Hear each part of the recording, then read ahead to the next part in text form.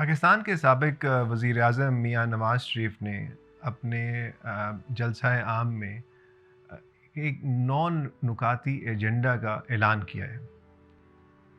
اس agenda کا بنیادی جو محور ہے وہ پاکستان کی معاشی ترقی کی بحالی اور پاکستان کی معاشی انقلاب کا ایک فریم ورک مہیا کرنا ہے۔ آ، اگر ہم اس کو اس نظریے سے دیکھیں کہ ان کی جو ماضی میں کارکردگی رہی ہے اور اس حوالے سے ان کی جو ویژن ہے، ہم آج اس کو ایک طرح سے آپ کے سامنے رکھیں گے۔ سب سے پہلے اس بات کا ادراک بہت ضروری ہے کہ ماضی میں جب میاں نواز شریف پہلی دفعہ پاکستان کے وزیر اعظم بنے 1990 میں، اس وقت وہ یقینی طور پر معاشی ریفارمز، معاشی اصلاحات کے، ڈی ریگولیشن کے، آزاد تجارت کے، پرائیویٹائزیشن کے، نجکاری کے اور اس طرح کی بہت سی جو بزنس ریگولیشنز جو بہت فرسودہ تھیں، ان کو چینج کرنے کے علم بردار بن کے سامنے آئے۔ اس وقت پاکستان نے اکنامک ریفارمز پروٹیکشن ایکٹ پاس کیا۔ اس سے پہلے مثال کے طور پر ہماری فارن کرنسی بہت زیادہ کنٹرول ہوتی تھی۔ اس کے بعد فوریکس مارکیٹس ڈیولپ ہوئیں، پاکستان میں ایکسپورٹ کرنا امپورٹ کرنا زیادہ آسان ہوا، اور ہماری جو export to G D P ratio ہوتی ہے وہ بھی اس میں بھی کافی اضافہ ہوا، تقریباً 15% سے زیادہ وہ ریشو چلی گئی۔ تجارت میں توازن بھی بہتر رہا۔ ان کے آنے کے بعد آنے کے بعد جو اصلاحات کا عمل شروع ہوا وہ کافی حد تک متاثر بھی ہوا، لیکن اس میں سے کچھ چیزیں جیسے نجکاری کا پروسیس ان کے بعد والی حکومتوں نے بھی جاری رکھا۔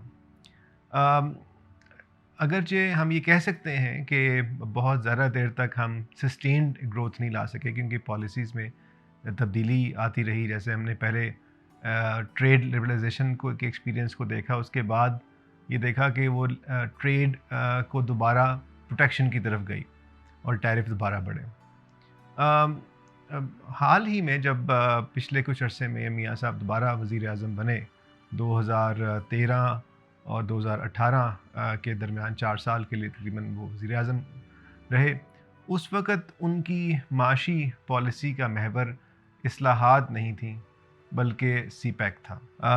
چائنا پاکستان اکنامک کوریڈور ان کے دور کا ایک نمایاں ترین منصوبہ تھا، جس کے تحت چائنا نے پاکستان میں تقریباً 60 ارب ڈالر کی سرمایہ کاری کرنے کا اعلان کیا، اور اس میں سے جو ابھی لیٹسٹ نمبرز ہیں اس میں سے 25 بلین ڈالر کی سرمایہ کاری ہو چکی ہے۔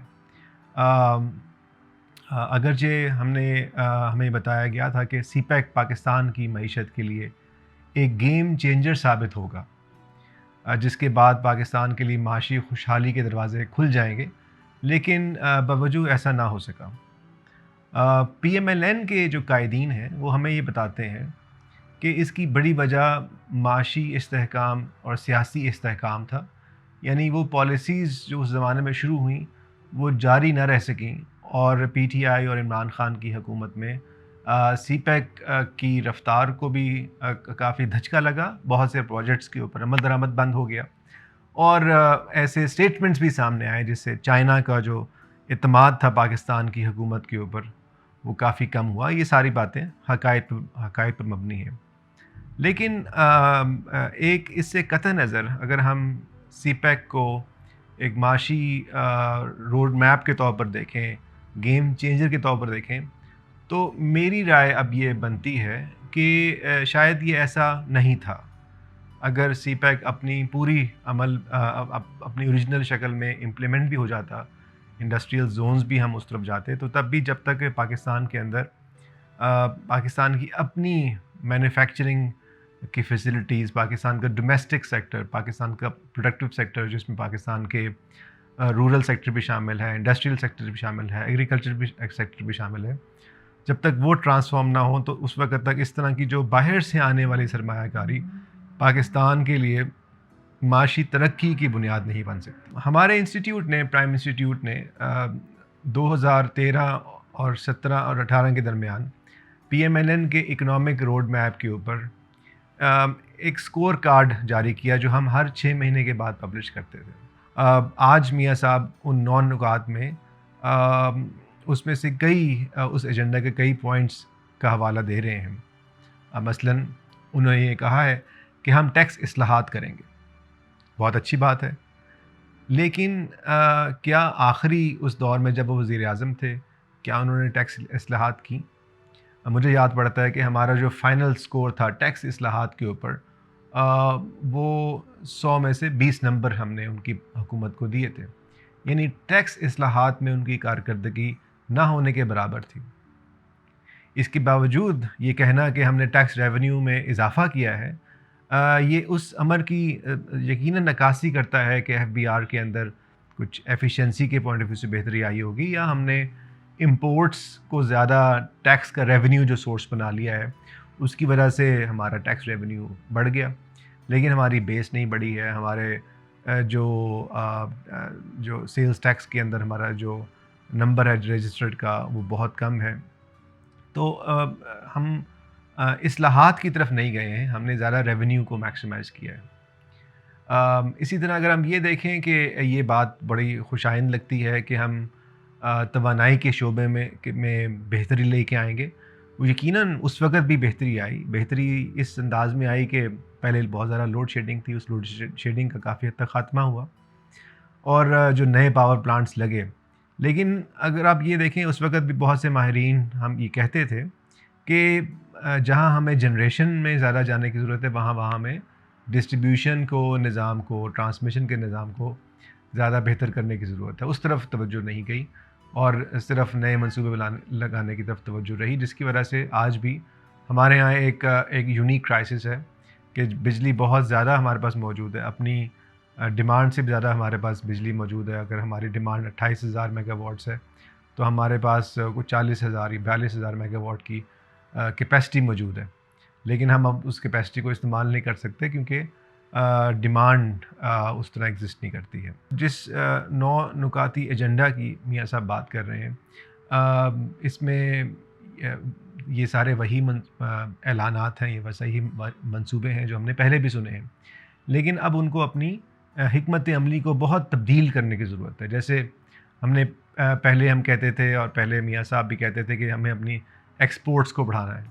بہت اچھی بات ہے، لیکن بدقسمتی سے ان کے دور میں ہمارا جو ایکسپورٹس کا لیول بالکل ایک طرح سے اسٹیگننٹ ہو گیا.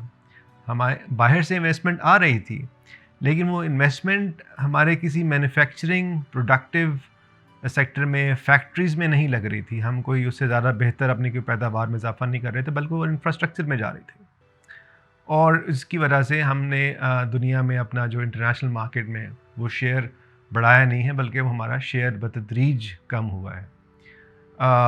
جس کی وجہ سے جب تک ہم اپنی معاشی ترقی کی یہ جو بنیادی چیزیں ہیں ان کو ایڈریس نہیں کریں گے اس وقت تک ہم کسی بھی ایک طرح سے جو ہم جس ٹرانسفارمیشن کی بات کر رہے ہیں یا جس پائیدار ترقی کی بات کر رہے ہیں اس طرف نہیں جا سکیں گے. ایک اور بات میاں صاحب نے اپنی اس اسپیچ میں کہی جو انہوں نے مینار پاکستان پہ دی کہ ہم حکومت کے اخراجات میں کمی لے کے آئیں گے. یہ ایک خوش آئند امر ہے. اب یہ دیکھنا ہوگا کہ اس کی حکمت عملی کیا ہوتی ہے. کیا وہ ایسے علامتی اقدامات کریں گے جس طرح کے سابقہ وزیر اعظم عمران خان علامتی اقدامات کے قائل تھے، جبکہ حکومت کے خرچے وہیں کے وہیں رہے، یعنی جو حکومت کو وفاقی محکمے تھے وہ وہیں کے وہیں رہے. ڈیولوشن کے باوجود وہ صوبائی سطح کے اوپر اس طرح منتقل نہ ہو سکے بلکہ نئے محکمے بنائے گئے. ہماری پبلک سیکٹر انٹرپرائزز وہیں کی وہیں کھڑی ہیں. ہمارے جو نجکاری میں جو منصوبے یا جن انٹرپرائزز کا اناؤنس کیا گیا تھا ان کو نجکاری کی طرف نہیں لے کے جا سکا. یہ بڑے چیلنجز ہیں. جب ہم پاکستان کی پبلک اسپینڈنگ کی بات کرتے ہیں تو کیا اس طرف توجہ ہوگی؟ پھر ایک بہت بڑا جو سوال ہے وہ دفاعی شعبے کے اوپر ہے، خاص طور پر نان کمبیٹنٹ ایکسپینڈیچرز کے اوپر ہے.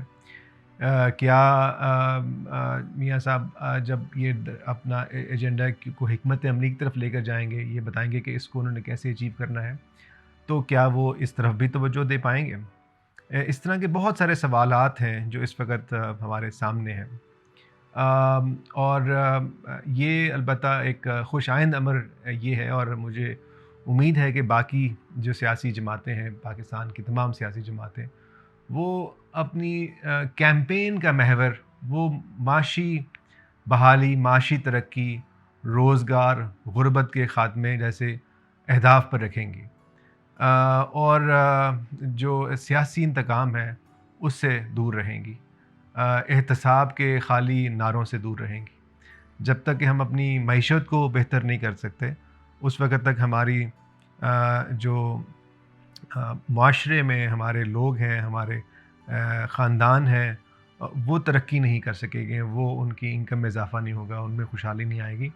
تو تب تک یہ نظام کی تبدیلی کے جو نعرے ہیں وہ صرف نعرے ہی رہیں گے۔